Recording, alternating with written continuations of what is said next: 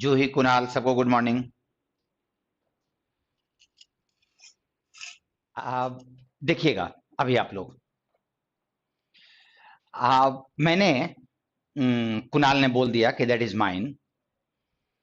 जब आप राइटिंग शुरू करते हो ना, तो there is one thing. Thank you Mansoor. पहले एक चीज,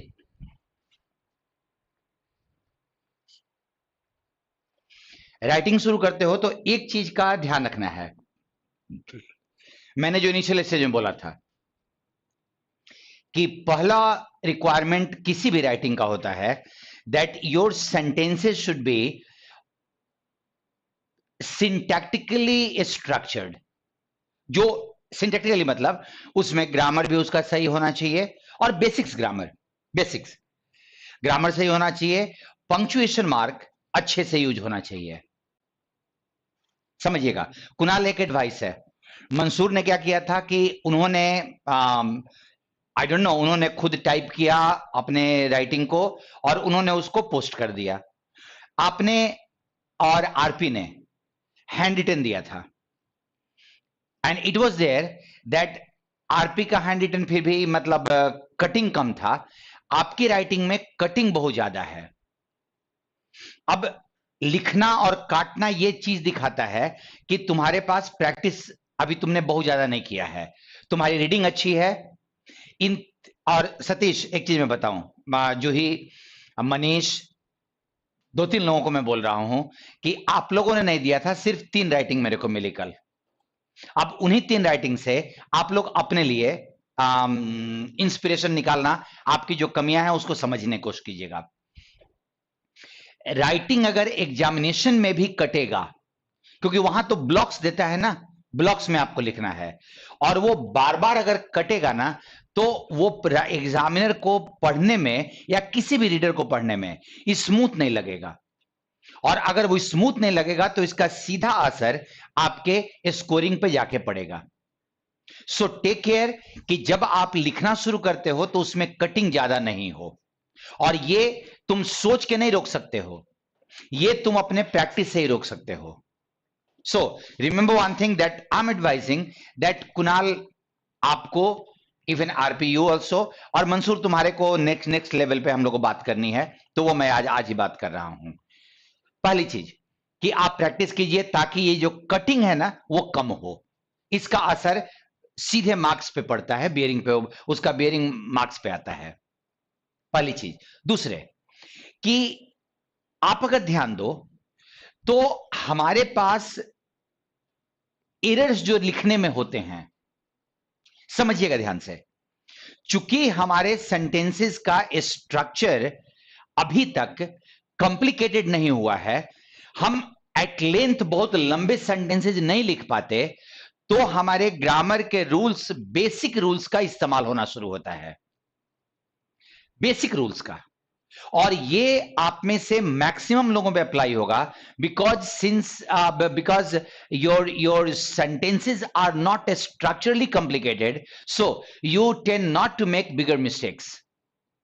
You don't make bigger mistakes. Your mistakes are of basics, of basic in nature. Your mistakes are. Now, just think one thing. मैं अगर sentences को फिलहाल thought को माइनस करके, क्योंकि thought तो नेक्स्ट स्टेज पे आएगा, थॉट को माइनस करके मैं कुणाल के कुछ सेंटेंसेस को अगर सामने लेता हूं, तो उन्होंने शुरू किया, देखिएगा, उनका एक सेंटेंस पैट्रियटिज्म शुरू हुआ और यहां साइज तक खत्म हो गया। जैसे उन्होंने लिखा है मैंने एज इट इज लिख दिया। अब आप सेंटेंस को रीरीड करो। पैट्रियटिज्म अवार्ड, अब देखना जरा, देखो एक स्टेज और भी होता है जहां पे आप पंक्चुएशन मार्क का प्रॉपर यूज करते हो। देखो ये बहुत ज्यादा हमारे यहां इंडिया में लोग ध्यान नहीं देते, आप सपोज समझिएगा, लेकिन चूंकि मैं रीडिंग की बात कर रहा हूं, राइटिंग की बात कर रहा हूं, तो अगर आप पंक्चुएशन मार्क को भी अगर सही से लिखोगे तो शायद वो ज्यादा इफेक्टिव या ज्यादा स्ट्रक्चर नजर आएगा।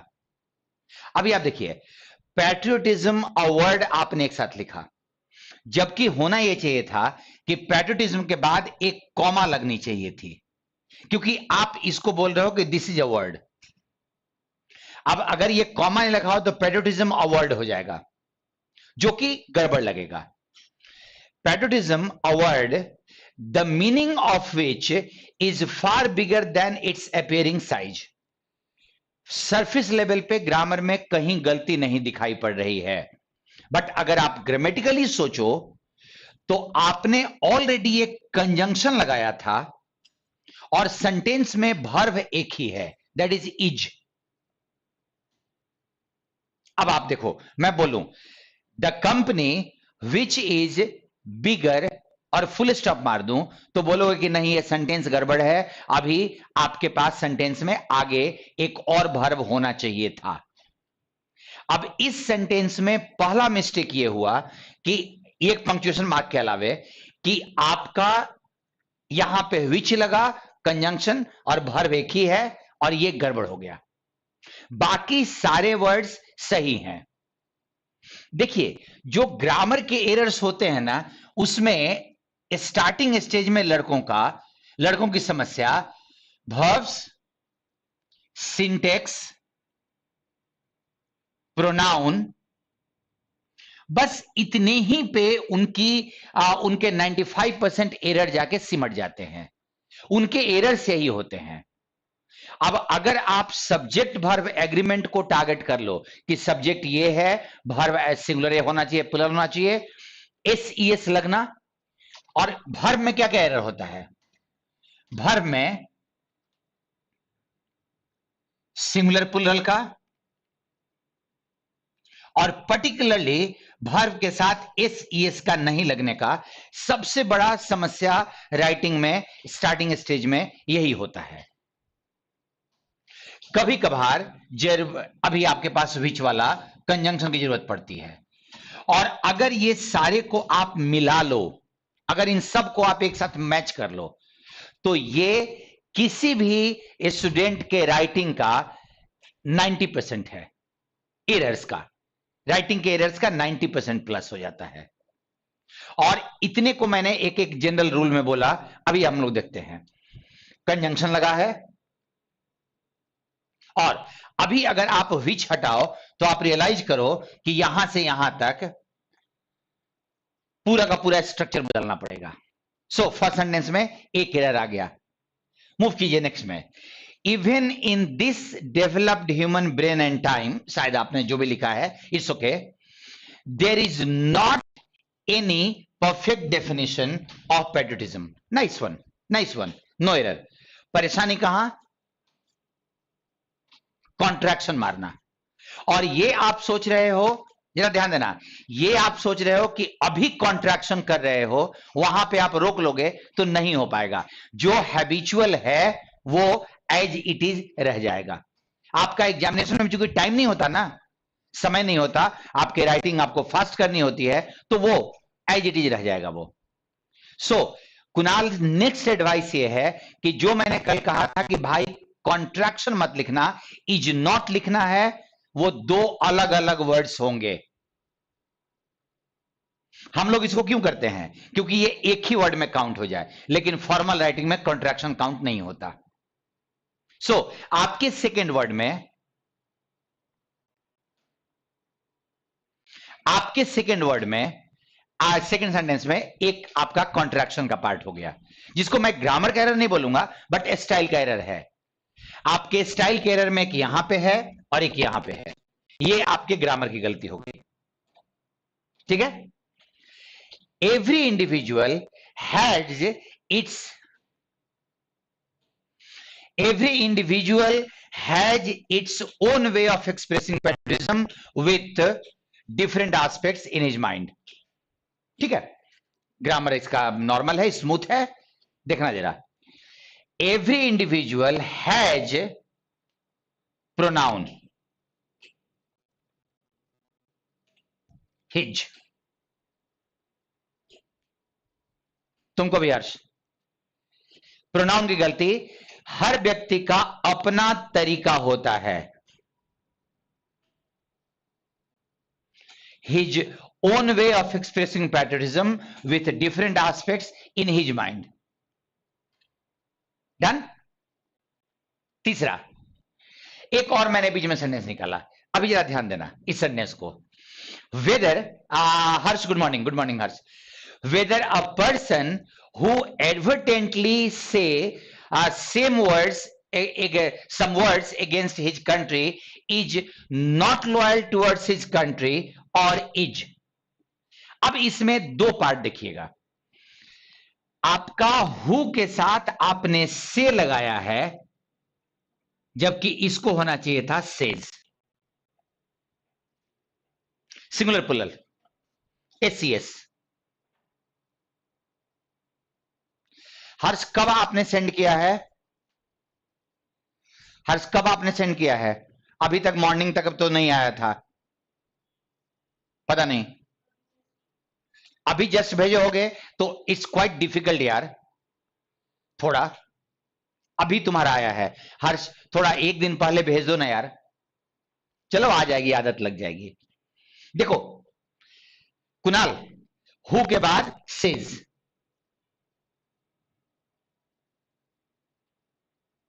हाँ, इसको तुरंत नहीं. ओके जूही, भेज देना. तुम लोगों का देखो जूही, ऐसा नहीं है कि तुम लोगों को लिखने आता है या नहीं आता है, लेकिन ये चीजें मेरे को, अब आप लोग एक बात समझना जूही, कि ये चीजें अगर कुणाल की राइटिंग को मैं बोर्ड पे सामने रख के कर रहा हूं, तो ये सिर्फ कुणाल का प्रॉब्लम नहीं है. हाँ, ये आप अधिकतर लोगों की ये समस्या होगी. द थिंग इज देयर कि कुणाल को इसका ज्यादा, कुणाल को ये ज्यादा हिट कर रहा होगा. उसको अफसोस लग रहा होगा कि ये कैसे हो गया, ये कैसे हो गया. मैं तुमको बता रहा हूं. और ये आपको, अगर ये कॉमन एरर में होता, सतीश आप ध्यान रखना, अगर ये कॉमन एरर में होता आप तुरंत चुटकी बजाते निकाल लेते. लेकिन कॉमन एरर में खोजना और खुद से एरर ना करना दोनों अलग अलग चीजें होती हैं. और practice holds the key. Practice holds the key. Exactly मैं तुमको बता रहा हूं कि आप इस बात को समझो कि यहां पे ग्रामर का एक एरर और स्ट्रक्चर का एक एरर कहां आ रहा है. कि तुम जरा देखो, इसको सोचो कि कैसे हम एग्जैक्टली जो ये मैक्सिमम लोगों की समस्या है. For the last 10 years I'm watching this. I've been watching that people commit such errors as are not their habitual part. वो उनका हैबिट नहीं है, उनका हैबिट नहीं है, बट लैक ऑफ प्रैक्टिस के चलते उनका ये एरर हो जाता है. अब समस्या ये है कि आपके स्टाइल का एरर तो मान लो कुणाल, आप समझना, ये एरर, ये पार्ट यहां का कॉमा नहीं लगना, ये वाले पार्ट को तो मान लो कि examiner for the time being overlook कर दे.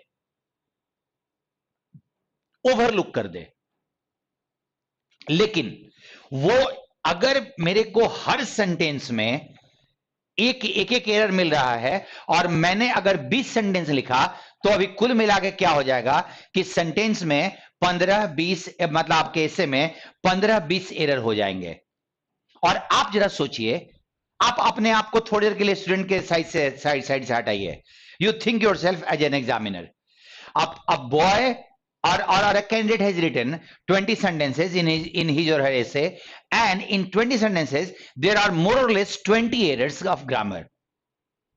Would you be enjoying, would you be feeling that he should be awarded good marks? क्या तुम्हें ऐसा महसूस होगा कि उसको अच्छा मार्क्स दिया जाए? क्योंकि कारण देखो, if there are 200 words, 2-3 mistakes are natural, they are tolerable, because examiner also has this perception that a candidate does not have sufficient time in his or her hand. उसके पास sufficient time नहीं है कि वो अपने writing को दोबारा पढ़े. So a few mistakes here or there are tolerable. They could be tolerated. But if every sentence contains one or more than one error, if it contains, now it's going to hit the examiner, and the more errors he finds, the more frustrated he becomes. जितना error उसको मिलता जाएगा हर sentence में, तो आपका thought चाहे जितना भी इंप्रेसिव हो, वो एरर उस पर डोमिनेट कर जाएगा, एरर उस पर डोमिनेट करेगा, और तब वो मार्क्स को धीमा कर देगा, मार्क्स को वो कम कर देगा. That is why what I am saying कि अगर तुमको सेंटेंसेस को पढ़ना है तो तुम सिर्फ इतने ही पार्ट में पढ़ो ना. हाँ, समटाइम्स वर्ब का चूंकि एरिया बड़ा है, हर सेंटेंस, एवरी सेंटेंस. ओके, मैं दे रहा हूं मंसूर, मेरे को दिमाग में है कि मैं आपको पंक्चुएशन मार्क्स बता दूं. वैसे मंसूर, मैं तुम्हारे वाले को मैं थर्ड पे करूंगा. सो रिमेंबर वन थिंग कि वर्ब का एरिया बड़ा है, हर सेंटेंस में वर्ब होता है, तो कभी वर्ब का टेंस, कभी वर्ब का singular plural, is, are, voice भी, एक्टिव पैसिव, ये सब चीजें आप अपने दिमाग के फ्रेमवर्क में सेट करो कि हमको सेंटेंस में वर्ब को सबसे पहले चेक करना है. क्योंकि देखो एक चीज, ये तुम्हारे को मैंने चीज दिखाया कि आपके पार्ट में क्या परेशानी है. अब मैं प्लस देख रहा हूं, प्लस पार्ट. एक चीज दिखाई पड़ रहा है कि you are comfortable with language, understanding part में ज्यादा आपको परेशानी नहीं है, आपको पढ़ने अच्छे से आता है, and the most important thing that I appreciate, not as examiner के तौर पे अगर मैं रहूंगा तो ये चीजें मेरे को हिट करेंगी, लेकिन एज ए गाइड मैं आपको बोल रहा हूं कि जो चीज मेरे को अच्छी लगी वो ये कि आपके राइटिंग में फ्लुएंसी है, टूटा फूटा नहीं लग रहा है, सेंटेंसेज आपस में जुड़े हुए हैं सेंटेंस को पढ़ने में. क्योंकि जब फ्लुएंसी होती है ना कि आप पढ़ रहे हो, सेंटेंसेज आगे चल रहे हैं, आपको ज्यादा ट्रबल नहीं हो रहा है, and things are going on, तो कोई दिक्कत नहीं होती है, और वो चीज आप में है.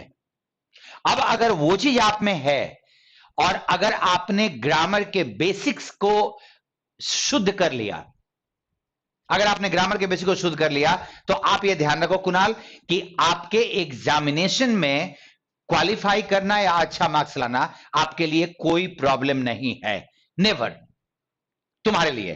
सो रिमेंबर कि ये पार्ट तुम ध्यान से, तुम्हारे लिए एक टिप है कि अभी से इस पार्ट को एक बार लिख लो, स्थिर से लिखो. अगर वो कटिंग ज्यादा हुआ है तो फिर से फेयर करो उसको, और एरर्स को इस पार्ट में, प्रोनाउन, वर्ब, इनको आप जरूर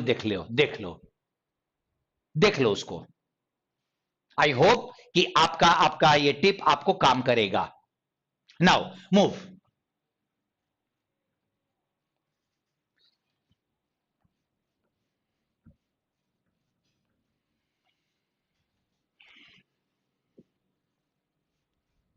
और आप लोग जिन्होंने नहीं भेजा है या जो सुन रहे हैं वो सुनिएगा कि जिस दिन आप शुरू कीजिएगा ना, यही समस्याएं आपको भी आने वाली हैं. जिस दिन आप शुरू कीजिएगा उस दिन आपको भी यही समस्याएं आने वाली हैं. तो भाई ध्यान से सुनना, और जब तुम ये काम करो तो उसको संभालने की कोशिश करना. तुम उसको संभालने, इसमें हार्ड करने की जरूरत नहीं है, थोड़ा अटेंटिव होने की जरूरत है,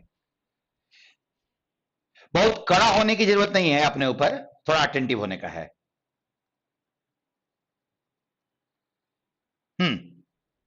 आरपी ने एक लिखा था, वो होगा जो ही, वो बड़ी चीज नहीं है, छोटी चीज है जो कि प्रैक्टिस से कमी से होती है. प्रैक्टिस हो जाएगा, वो सब चीजें गायब हो जाएंगी. 2-3 राइटिंग के बाद मेरे को लगता है कि गायब हो जाएंगी. वो सोचना पड़ता है हर्ष, तो ये ध्यान रखना कि इसकी परीक्षा होने वाली है. अभी देखो एक चीज मैं तुम लोग को बताऊं, क्योंकि आरपी में वो चीज की जरूरत है इसीलिए मैं बता रहा हूं. देखो आप punctuation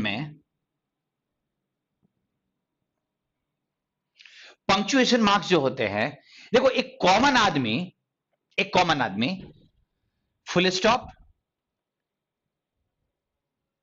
comma, note of interrogation, इतने में वो काम चला लेता है, इतने में वो काम चला लेता है। इससे ज्यादा का इस्तेमाल वो कर नहीं पाता है, कर नहीं पाता है वो। उसको अगर मैं बोलूं, और याद रखना कि आपकी राइटिंग में मंसूर आपने जो कहा था, मुझे सेमी कॉलन का इस्तेमाल बहुत जरूरी लगता है। एक चीज मैं आपको बताऊं कि सिंगल इन्वर्टेड कॉमा और डबल इन्वर्टेड कॉमा आपके इस्तेमाल में थोड़े, चलो कोई नहीं ध्यान देता, मैंने इंडिया में देखा है, न्यूज़पेपर में हो, बुक्स में हो, people seldom take care, but आप जब कुछ सीख रहे हो तो याद रखना कि इन दोनों का इस्तेमाल, देखो किसी सिंगल वर्ड को, अगर किसी सिंगल वर्ड को आपको हाईलाइट करना है तो आप सिंगल इन्वर्ट कॉमा में रखो एक वर्ड को। अगर वर्ड्स हैं तो you should put double invert comma, अगर सेंटेंस है तो you should put double invert comma. Okay, यहां पे डाल देखना, इन दोनों में एक अंतर है, इन दोनों में एक अंतर है, तुम्हारे सेमीकोलन और full stop, that is period. इसको पंक्चुएशन के टर्मिनोलॉजी में आप जानते हो, कभी आप पढ़ोगे अगर कभी बाद में, तो फुल स्टॉप को पीरियड कहा जाता है, पीरियड। तो सेमीकोलन और पीरियड में एक डिफरेंस है। A period or full stop shows that your thought is completely done. आपने फुल स्टॉप लगाया ना तो थॉट कंप्लीटली पूरा हो चुका है, ये चीज क्लियर है।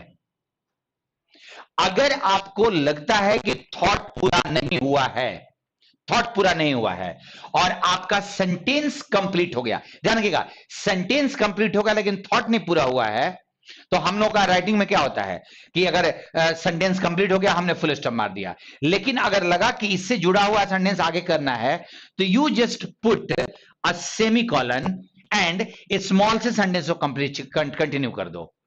लेकिन ये ध्यान रखना, सेमीकोलन लगता है जब पूरा सेंटेंस हो जाए तब, उसके बाद नेक्स्ट सेंटेंस लिखना है जो इसी सेंटेंस का पार्ट है और आप फुल स्टॉप नहीं लगाना चाहते हो। जैसे फॉर एग्जाम्पल,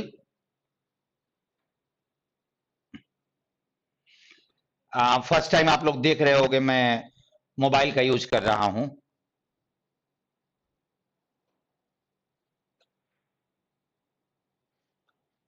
देखिए जैसे आरपी ने एक सेंटेंस लिखा था,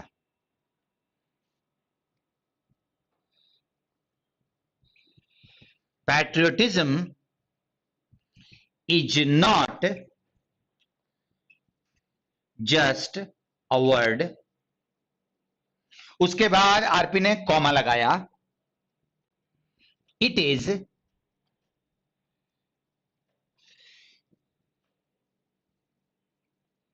द फीलिंग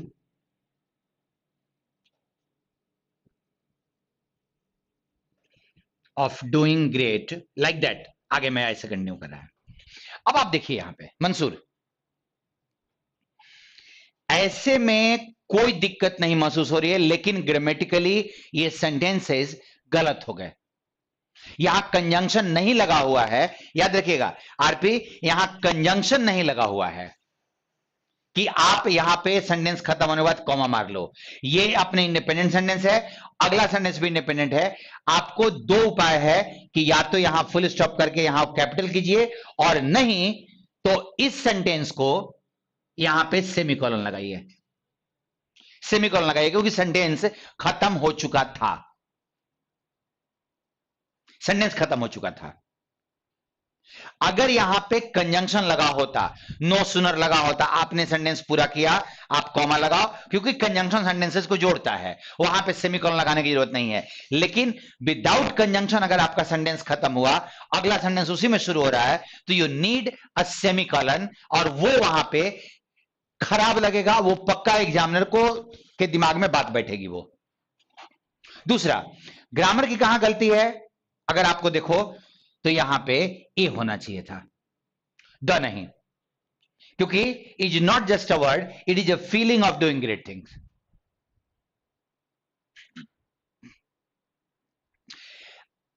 मंसूर, एक क्या होता है कि कभी कभार हम लोग, भूपेंद्र गुड मॉर्निंग, कभी कभार हम लोग क्या करते हैं कि एक हाइफन को हम लोग यूज करते हैं, कभी सिंगल हाइफन कभी डबल हाइफन, ठीक है। अभी इसका इस्तेमाल देखो, हालांकि ये यूज टेक्निकली थोड़ा मुश्किल है, ये तब यूज होता है जब आपके राइटिंग आपकी कॉम्प्लिकेटेड हो जाए, जब आपके सेंटेंसेस का स्ट्रक्चर कॉम्प्लिकेटेड हो जाए तो हाइफन की जरूरत पड़ेगी। अदरवाइज मुझे लगता है कि यहां सुनने वाले बैठने वाले लोगों में से बहुत कम लोग हैं जो खुद से हाइफन का इस्तेमाल कर पाते हैं। हाइफन को क्या लगता है कि दो वर्ड के बीच में लगता होगा, वो ओके डन, ओके डन, वो डन, कोई दिक्कत नहीं है। लेकिन सेंटेंसेस के बीच में हाइफन लगना, मुझे मुझे वो सोचना पड़ेगा। फिलहाल आपको मैं एक चीज बता रहा हूं कि उसको मैं सेंटेंसेस बनाऊंगा, सोच के लिखूंगा, तब आपको बताऊं कि इनके अलावे सेमी कॉलन का इस्तेमाल आप ध्यान रखिए, और सिंगल और डबल इन्वर्टेड कॉमा को जब आप यूज कर रहे हैं तो उस पे थोड़ी सी सावधानी रखिएगा। ये पंक्चुएशन का फिलहाल के पार्ट में। उसके अलावे जो टफर मतलब लेस कॉमन जो पंक्चुएशन मार्क्स है, they will figure in later on. अब अगर मैं आरपी के सेंटेंसेस जो कुछ सोचूं बिना लिखे, मतलब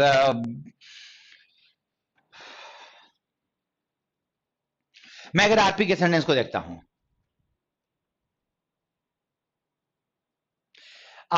हर्ष,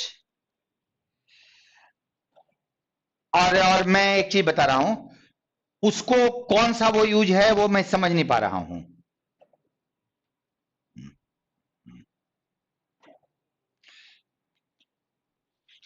अच्छा, एक चीज ध्यान रखिएगा, मुझे नहीं पता चला मंसूर, आपकी राइटिंग को मैं अगर देखा पढ़ा तो मेरे को एक चीज समझ में आया कि आपने मेरे को एक पैराग्राफ दिया था,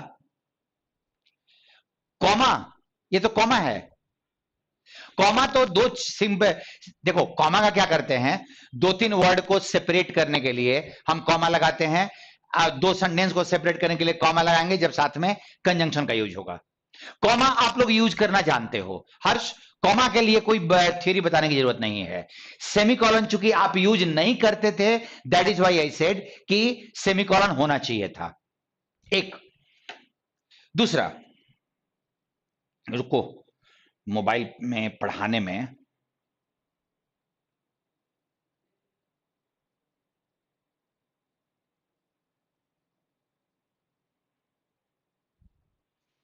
मैं टेक्निकली मोबाइल से बहुत कंफर्टेबल नहीं हूं, टेक्निकली आई एम सेइंग।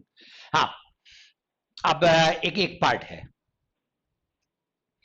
कि आपके पास बहुत बार ऐसा होता है, जैसे मंसूर आपकी राइटिंग में मेरे को एक चीज दिखाई पड़ा कि आपकी राइटिंग में grammatically you are correct, conceptually तुमको देखने की जरूरत है, कंसेप्चुअली। मुझे ऐसा महसूस हुआ कि आपके आपके पीस को देख के, रिटन पीस को, कि आपने मेरे को चेक करने के लिए दिया था कि मेरी राइटिंग में कहां गड़बड़ी है। आपने किसी एसे का इंट्रोडक्शन आदि नहीं लिखा था, आपने बस कुछ राइटिंग का पार्ट डाल दिया, एक दे दिया कि मेरी राइटिंग को आप जज करिए कि मैंने कैसा लिखा है।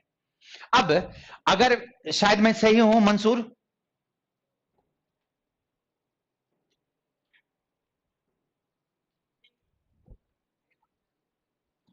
मैं करेक्ट हूं जो मैंने एनालिसिस किया कि आपने चेक करने के लिए लिया था, आपने इंट्रोडक्शन लिखा था, हालांकि आरपी और कुणाल ने इंट्रोडक्शन दिया था, उन्होंने एक छोटा सा ऐसे ही लिखा था, जबकि आपकी राइटिंग में आप बस वो आपको जो थॉट आया आपने उसको लिख दिया।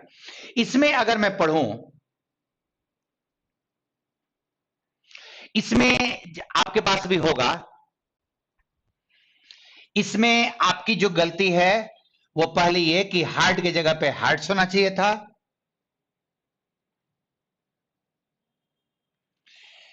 उसी सेंटेंस में, सेकंड सेंटेंस में इनके जगह पे विथ होना चाहिए था।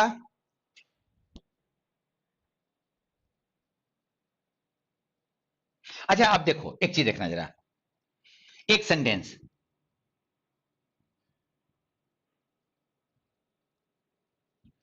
नेक्स्ट सेंटेंस आपको दे रहा हूं, to prove that we are loyal towards our nation,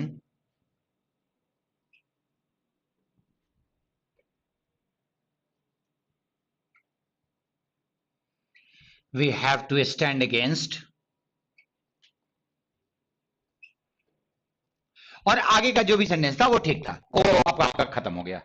लेकिन एक बात समझिए, हर सब लोग, अब आप सब लोगों का, आपके सेंटेंस में ग्रामेटिकली मेरे को कोई गलत नहीं दिखाई पड़ा, बट एक बात समझिए कि अगर आपने सेंटेंस को यहां से शुरू किया तो या तो ये सब्जेक्ट हो जिसके लिए वर्ब लगे, जिसके लिए आपके पास कोई वर्ब आया है, या ये एक अटैचमेंट है to the main sentence, attachment है। जैसे देखो, एक एक एक पार्ट था,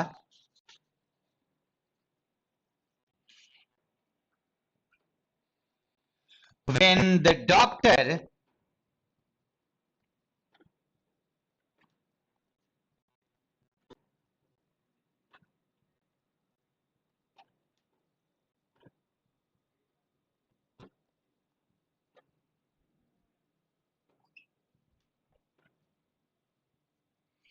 अब ये सेंटेंस मैं आपको सॉरी छोड़ देता हूं, आप पढ़िए। लेकिन अगर मैं राइटिंग कर रहा हूं, मैंने कंजंक्शन रखा जहां सेंटेंस खत्म हुआ, अब अगर मान लो कि कॉमा नहीं है, तो ये कंसेप्चुअली मैं यहां पे रुकूं क्यों? मैं यहां पे आगे पढ़ते चला जाऊंगा, when the doctor came in my heart started beating hard. अब ये तो भयंकर टाइप का सेंटेंस होगा, when the doctor came in my heart, ऐसे पढ़ लेंगे हम। उसके लिए यहां पे मेरे को ब्रेक तो लगाना होगा ना, होल्ड। यहां पे हर्ष जो तुमने कहा कॉमा, सेंटेंस खत्म हुआ, कॉमा यहां लगना चाहिए था, ताकि पढ़ने वाले को प्रेशर नहीं आए, वो अपने अंडरस्टैंडिंग का यूज नहीं करना पड़े कि ये कहां तक हो गया है, कहां तक मेरे को पढ़ना है, उसको नहीं करना चाहिए। तुमको बताना है कि मेरा पार्ट यहां खत्म हो गया। अब इस सेंटेंस में तुम ध्यान दो मंसूर, कि तुमने सेंटेंस को शुरू किया, to prove that we are loyal towards our nation we have to. अब आपके पास यहां पे तुम्हें कॉमा लगाना चाहिए था, अदरवाइज ये पढ़ने में अटपटा हो जाएगा। ये मत सोचो कि एग्जामिनर पढ़ने वाला आदमी है, वो जानता है अंग्रेजी, वो रुक जाएगा, वो समझ जाएगा।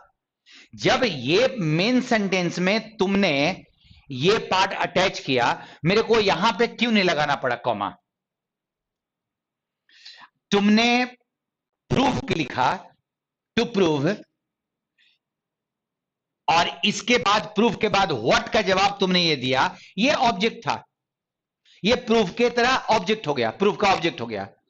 सो यहां पे कॉमा लगाने की जरूरत नहीं थी, लेकिन जब ये पार्ट खत्म हुआ, यहां पे there was a need of putting a comma. अब वो नहीं है तो बहुत प्लेन लग रहा है। सो जहां भी आपको लगे कि आप जो लिख रहे हो वो उस सेंटेंस का ग्रामेटिकल पार्ट है, मतलब सब्जेक्ट है, वर्ब है, कॉम्प्लीमेंट है, ऑब्जेक्ट है, दिस है, दैट है, तो आप कुछ मत करो। लेकिन लेकिन लेकिन अगर यह लगा कि वहां पे पार्ट ब्रेक हो गया, तो अनडाउटेडली तुम्हें उसको, उस ब्रेक को अपने पंक्चुएशन मार्क से दिखाना होगा। मंसूर भाई इसका ध्यान रखिएगा। नेक्स्ट पार्ट, अगर मैं आपके सेंटेंस को देखूं, to prove that we are loyal to our son, we have to stand against the enemies responsible for the weakness. We are the source of development. अब जरा देखो, देखिएगा, आपने एक एक बहुत अच्छा लिखा था। अब इसको स्टाइल के पार्ट में इसको स्टाइल के पार्ट में जोड़ते हैं। देखिए, मुझे जो एक चीज समझ में आता है ना, कि जब चीजों को आप ऐसे देखना शुरू करोगे, अभी अभी मेरे को एक चीज दिखाई पड़ रहा है, आप में से सुनने वाले लोग, जो लोग शांति से सुन भी रहे हैं, डिस्कशन में नहीं है, और वो भी ध्यान से सुने कि अभी जो बात हो रही है, अभी जो बात हो रही है, ये आपके ऐसा नहीं लगा कि ऑब्जेक्टिव एग्जामिनेशन बहुत छोटी सी चीज है, वो हो जाएगा, मतलब वो जो डिस्कशन है, इस डिस्कशन से उसको कोई लेना देना नहीं है। तो आपके लैंग्वेज के डिफरेंट एस्पेक्ट्स की बात हम लोग कर रहे हैं। एक तरफ आपका किसी का स्ट्रक्चर्ड लिखा हुआ, भूपेन, किसी का स्ट्रक्चर्ड लिखा हुआ आप अभी तक पढ़ रहे थे, आज आपको लिखना है तो वो भी स्ट्रक्चर्ड हो, ये तो ध्यान रखना होगा ना। वो तो मनीष, तुमको भी ध्यान रखना होगा कि तुम जब किसी को पढ़ने के लिए दे रहे हो तो स्ट्रक्चर्ड होना चाहिए, शुद्ध होना चाहिए। हर्ष, अगर तुम रियलाइज करो, वो क्या होता है ना कि बड़ा अच्छा, तुम लोगों को कहानी याद होगा ना, सिकंदर और पोरस का, कि पोरस जब हार गया, सिकंदर के सामने में आया, और सिकंदर ने कहा, कि तुम्हारे साथ कैसा व्यवहार किया जाए। तो पोरस ने बड़ा अच्छा जवाब दिया था कि जैसा एक राजा दूसरे राजा के साथ व्यवहार करता है। तो तुम अगर किसी से एक्सपेक्ट करते हो कि वो अगर लिख के दे तो उसके राइटिंग में ग्रामर की गलती ना हो, स्ट्रक्चर हो वो, तो जब तुम भी लिखोगे ना तो ये एक्सपेक्टेशन तुम्हारे पे लागू होगा, और तुम्हें इन छोटी छोटी चीजों का ध्यान रखना होगा, ध्यान रखना होगा। अब एक पार्ट मंसूर का, चूंकि लेवल अच्छा है, मंसूर बहुत ही अच्छा है, जिस परीक्षा की अगर आप बात कर रहे हो, एसएससी एंड ऑल दैट, थोड़ा सा बस एक आध राइटिंग और ठीक से कर दो, तुम्हारे में कहीं कोई समस्या नहीं है, things are quite smooth, no problem is there, quite nice हुआ। लेकिन चूंकि तुम जिस लेवल पे हो उस लेवल पे डिस्कशन करते हैं। लिखा हुआ है, we are the source of development. अभी आप लोग ध्यान से सुनिएगा, जो मैं नेक्स्ट बात कर रहा हूं, ये शायद फॉर मी काफी इंपॉर्टेंट पार्ट है, काफी इंपॉर्टेंट पार्ट है, just take care. We are the source of development if we don't think about the land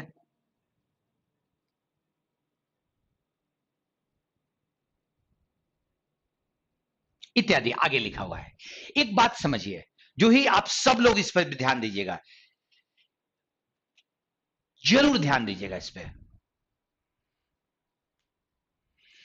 आपने एक थॉट लिखा, ये सेंटेंस आया यहां पे, we are the source of development, आपने एक सेंटेंस लिखा, हम लोग ही विकास के स्रोत हैं, अगर हम नहीं सोचेंगे तो फिर कैसे डेवलप होगा।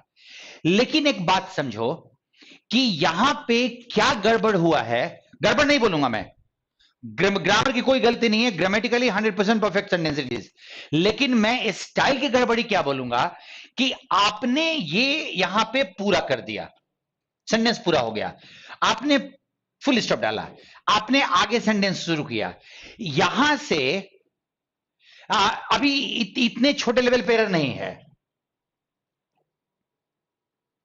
हाँ देखो, वी का मतलब एवरीबॉडी इन द कंट्री, मैंने आई और यू मना किया था, मैं वी तो हम लोग आराम से यूज करते हैं।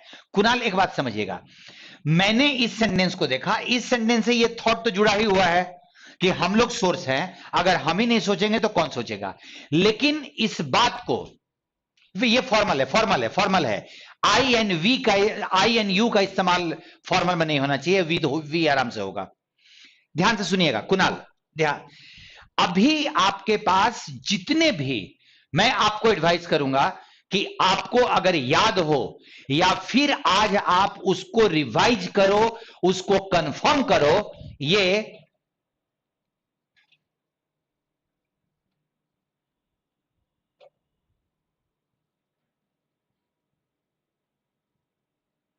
जहां से भी कंजंक्शन के पार्ट में आपको रिवाइज करना है, कंफर्म करना है, आप उसको कीजिए। मुझे क्या मिस कर रहा है मंसूर, कि यहां पे एक ऐसा कोई कंजंक्शन वाला एडवर्ब आना चाहिए था जो इस सेंटेंस को इस सेंटेंस से नेचुरल जोड़ता, मतलब वो वर्ड भी बताता। फीलिंग तो एग्जामिनर समझ जाएगा। मैं अभी इसलिए मंसूर मैं बोला ना कि तुम्हारे वाले में नेक्स्ट स्टेज की बात करनी होगी, तुम्हारे वाले में बेसिक लेवल की बात नहीं है, ये वाले तुम्हारे वाले में नेक्स्ट स्टेज की बात करनी होगी। तो फिर मैं वही चीज बता रहा हूं कि ये से ये सेंटेंस जुड़ा हुआ है, लेकिन ये सेंटेंस फीलिंग पे है, सेंटेंस में जुड़ाव पता नहीं चल रहा है। इसीलिए यहां पे कोई ना कोई एक एडवर्बियल कंजंक्शन चाहिए था, एडवर्बियल कंजंक्शन चाहिए था, वो जो सेकेंड सेंटेंस के शुरू में लगता है फुल स्टॉप के बाद। और मैं अगर यहां पे रखूं नेचुरली और ऐसे करूं, ऐसे, जब देखो तो अब we are the source of development. Naturally if we don't think about the country, about the land, who else will think about it. ये जो पार्ट है ना, ये क्या करेगा कि उस सेंटेंस को थॉट वाइज भी और स्ट्रक्चर वाइज भी आराम से स्मूथली जोड़ के बढ़ा देगा। पढ़ने में एकदम लगेगा कि जैसे अगले सेंटेंस में जब हम जा रहे हैं तो हमें बोझ नहीं लग रहा है, वो एकदम फ्लो में आगे पहुंच जा रहा है। Mansoor, did you realise?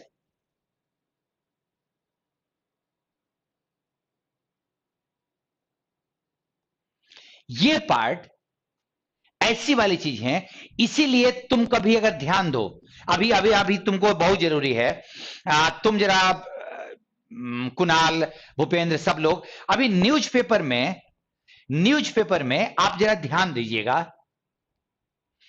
कि आज आप पढ़िए कोई एडिटोरियल आर्टिकल, आप एक चीज महसूस करेंगे कि बहुत कम सेंटेंसेज ऐसे होते हैं जो एक सेंटेंस वाला फुल स्टॉप, नेक्स्ट सेंटेंस वाला फुल स्टॉप, इस तरह की चीजें ना मिले, इस तरह की चीजें ना हो। वो भरपूर इस्तेमाल करता है। देखो, वो वाला कंजंक्शन व्हेन वाला, इफ वाला, एज सुन एज वाला जो शुरुआत में लगता है, वो हम में से सब कोई इस्तेमाल करता है। आप में से जितने लोग बैठे हुए हैं वो ध्यान से सुने कि शुरू में आने वाला कंजंक्शन जो दो वाक्यों को जोड़ता है, मैक्सिमम राइटर्स यूज दैट, क्योंकि वो ग्रामर की मजबूरी है, वो ग्रामर की मजबूरी है, हमको इस्तेमाल करना ही है। आप नॉट ओनली लगाओगे तो बट ऑल्सो आपको लगाना ही पड़ेगा, वो ग्रामर की मजबूरी है। बट ये आपकी मजबूरी में नहीं आता, क्योंकि ऑलरेडी किसी को भी कोई टेंशन नहीं है भाई, फुल स्टॉप लगा, इफ से हमने सन्ने शुरू किया, थॉट वाइज जुड़ा हुआ है, क्या दिक्कत है, क्या दिक्कत है। लेकिन अगर आप देखो तो एडवर्बियल कंजंक्शंस को यूज करना सबके बस में नहीं होता, और सब लोग यूज भी नहीं कर पाते हैं।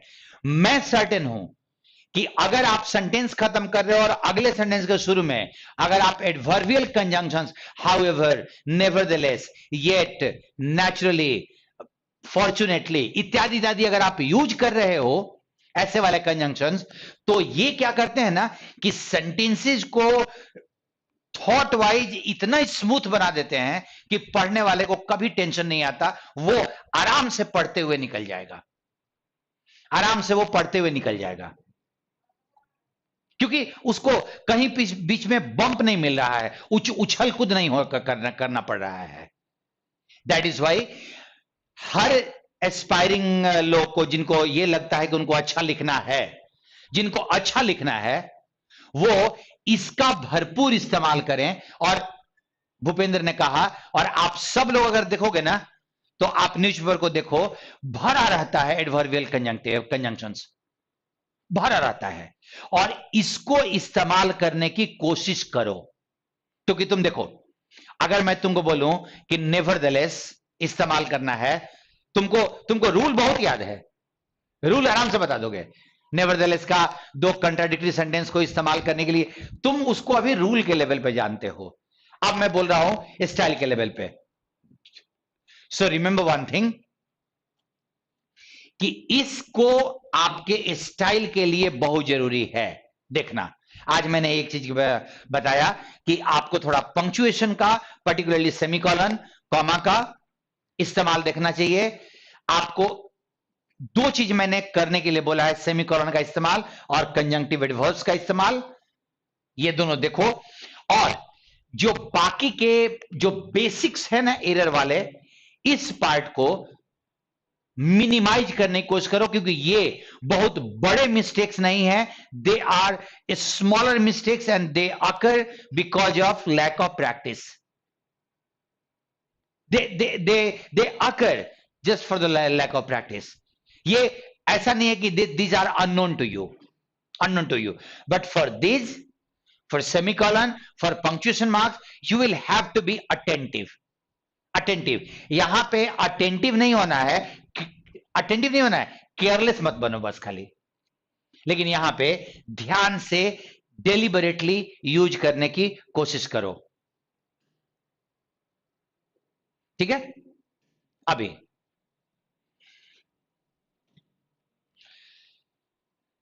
एक एक एस्पेक्ट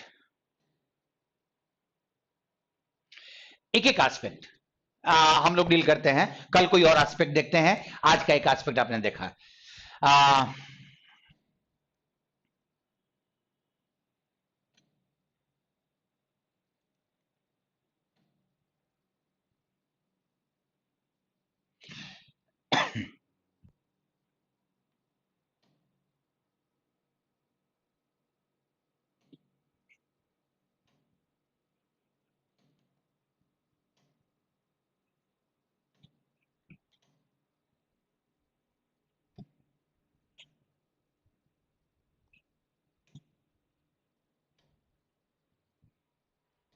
आपके लिए, should we replace English with vernaculars?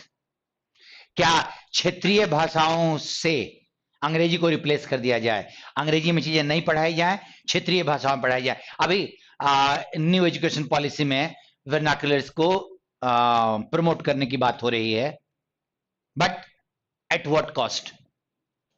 Should we put it at the cost of English और simple that both are important at their own places, both are important at their own places। चलिए आप इस पे, and जो ही आप लोगों का performance मैं देख चुका हूं ऑब्जेक्टिव में, अब जरा डिस्क्रिप्टिव में देखना है। हाँ, एक चीज मैं बताऊं, जो तीन लोगों ने दिया था, कुणाल, आरपी एंड ये मंसूर, अगर बात एग्जामिनेशन को पास करने की है तो मुझे लगता है कि within a week of writing, एक वीक के राइटिंग के बाद आप कंफर्टेबल अच्छे स्कोर करने की स्थिति में हो, आप तीनों लोग। अगर एग्जामिनेशन की बात की जाए तो आप कंफर्टेबल खूब अच्छा स्कोर करने की स्थिति में हो, थोड़े से जो थोड़ी परेशानियां जो हैं उसको आप हटा दो। Examination is not a big issue for you, big issue is that how to write good, अच्छा कैसे लिखा जाए। Let's see tomorrow how do do that, okay ना। See you then. चलिए आप कहीं कहीं से हैंड रिटन सेंड कर लेना, तुम्हारी हैंड राइटिंग को भी पढ़ने का, समझने का मौका मिल जाएगा। हैंड राइटिंग से पर्सनालिटी पता चलती है, पता है आपको, ठीक है। सतीश आप भी, सब लोग।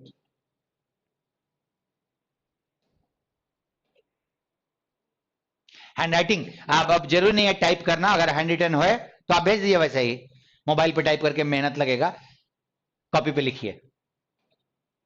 छोटा सा जो ही जिसमें पढ़ने को मिले, 8-10 सेंटेंस लिखो, 8-10 सेंटेंस बस, छोटा सा लिखना। अब ये स्ट्रक्चर मत बनाओ, अभी मैं खाली स्टाइल का, ग्रामर का लेवल देखना चाह रहा हूं बस, इतना कि मेरे को अनमैनेजेबल नहीं हो पढ़ने में, क्योंकि कल 3 लोगों ने भेजा है तो आज में पक्का है कि बहुत सारे लोग भेजेंगे, तो मेरे को परेशानी बढ़ती जाएगी। तो थोड़ा कम पढ़ना हो, क्योंकि मुझे खुद भी पढ़ना होता है ना।